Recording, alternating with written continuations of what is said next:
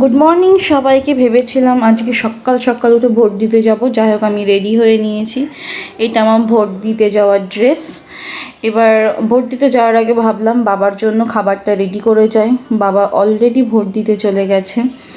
বাবা ঘুম থেকে যেহেতু অনেকক্ষণ আগে উঠেছে, তো হয়তো খিদে লেগে যাবে, এর জন্য ভাবলাম বাড়ি থেকে বেরোনোর আগে বাবার খাবারটা বসিয়ে আমি রেডি হয়ে চলে যাব। বেশি কিছু না, সকাল সকাল আমাদের বাড়িতে ফেনা ভাত হয়, তো বাবার জন্য ফেনা ভাতটা বসিয়ে আমি চলে যাব রেডি হতে। আর এদিকে আজকেও প্রচণ্ড গরম পড়েছে নবদ্বীপেও, দেখো কতটা আমি ঘেমে গেছি। যাই হোক বসে গেছি আমি রেডি হতে সুন্দর করে।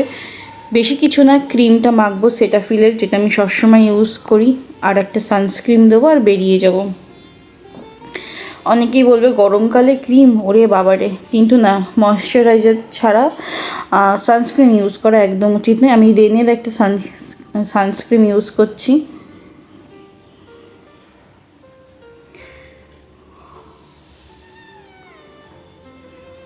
রেনের সানস্ক্রিনটা ইউজ করার পর একটা মেকআপ গ্লো দেয়, এর জন্য আমার খুব ভালো লাগে। চুলটাকে আছড়ে নিয়ে বেরিয়ে যাবো। আজকে একটু উল্টো দিকে সিধে করেছি, দেখো কি সুন্দর লাগছে। তোমরা কি কমপ্লিমেন্ট দেবে? আমি নিজেই নিজেকে কমপ্লিমেন্ট দিই ভিডিও করতে বসে, খুব সুন্দর লাগে নিজেকে। লাইকে পদ্মাবতী, ছোটোবেলায় নিশ্চয়ই অনেকেই পড়েছো। হালকা করে একটা লিপস্টিক লাগিয়ে নেবো। লিপস্টিক লাগিয়ে আমি এবার বেরিয়ে যাব। তোমাদেরকে দেখাচ্ছি আমাকে কেমন লাগছে। নো মেকআপ করিনি, কারণ বাইরে যা গরম পড়েছে, অলরেডি যতটুকুনি মুখে লাগিয়েছি সব গলে পড়ে যাবে। অবশ্যই ভোট দিতে গেলে যে কাগজটা দিয়েছে সেটা, আর সঙ্গে ভোটার আইডি সঙ্গে নিয়ে যেতে হবে।